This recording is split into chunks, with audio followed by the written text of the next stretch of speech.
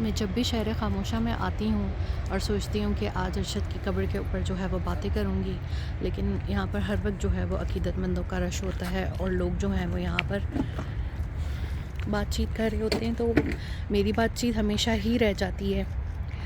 السلام علیکم ارشد، آج اگر تم زندہ ہوتے تو تمہاری 50ویں سالگرہ ہوتی۔ ہمیں لگتا تھا کہ تم ہم سے زیادہ پیار کرتے ہو، لیکن تم ملک سے زیادہ پیار کرتے تھے، اس لیے تم نے اپنی ملک پہ جان قربان کر دی۔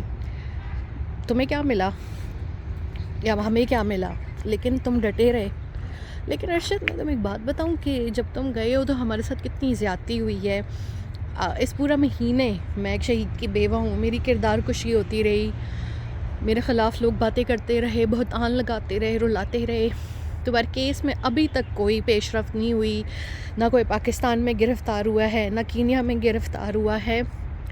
میرے اللہ سے دعا ہے کہ تم بہت خوش رہو، اور ہم بڑی تکلیف میں ہیں یہاں پہ، تو ہمارے لیے بھی جو ہے وہ دعا کیا کرو کہ ہمارے لیے سب ٹھیک ہو جائے۔ یہ سب بہت تکلیف دہ ہے، تمہارے بغیر زندگی بہت تکلیف دہ ہے۔ کاش تمہاری سالگرہ مناتے، لیکن آج تمہارے لیے سال ثواب کر رہے ہیں۔ اللہ تعالیٰ تمہیں جنت میں جگہ دے۔ یہ دیکھو کتنے لوگ تمہیں بار بار لوگ فریش پھول ڈال کے جا رہے ہیں، 50 ایئرز بھی لکھا ہوا ہے۔ تمہیں بہت سادگی پسند تھی، لیکن یہ لوگوں کا پیار ہے کہ وہ اتنا کچھ یہاں پر جو ہے وہ لگا جاتے ہیں۔ اللہ تعالیٰ تمہیں کروٹ کروٹ جنت نصیب کرے۔ ارشد، ہم یہ ڈیزرو نہیں کرتے تھے۔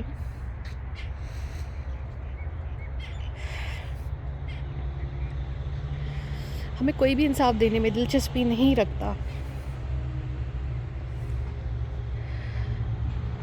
دعا کیا کرو کہ ہمیں صبر آ جائے۔ تم تو بہت اچھے مقام پہ ہو، جنت میں ہو، ہم دوزخ میں رہتے ہیں، تو ہمارے لیے بھی دعا کیا کرو۔